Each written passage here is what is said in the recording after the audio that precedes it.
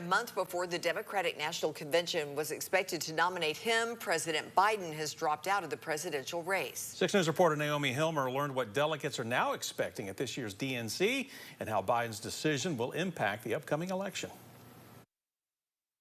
We're sailing into seas that haven't been sailed in before. According to political analyst George Korda, this year's presidential election is unlike any race we have seen in the past.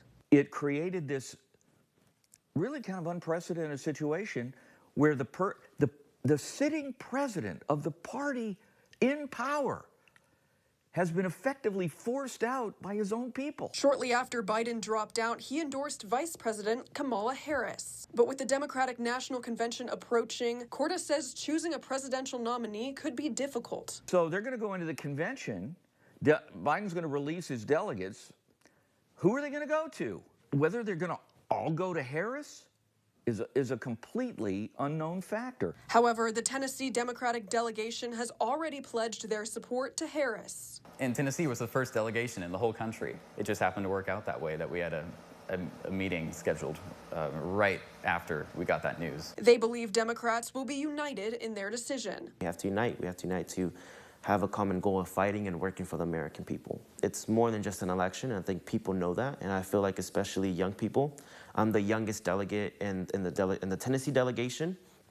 I think we know what's at stake. And they expect many states to follow suit. It seems like the Democratic Party is on a united front in this, and I expect to see many other delegations pledging their support fully for Vice President Harris to be our nominee. In Knoxville, Naomi Hilmer, 6 on your side.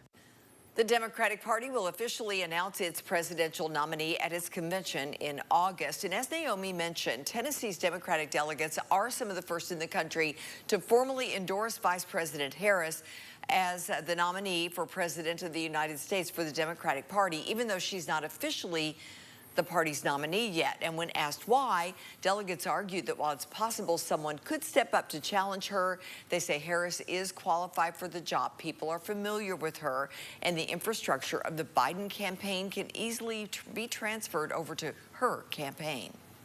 I was there for Obama, I was there for Clinton, and now to be there for Harris to be a nominee and be a groundbreaking nominee is this going to be an eyewitness to history, and that is a phenomenal experience to have.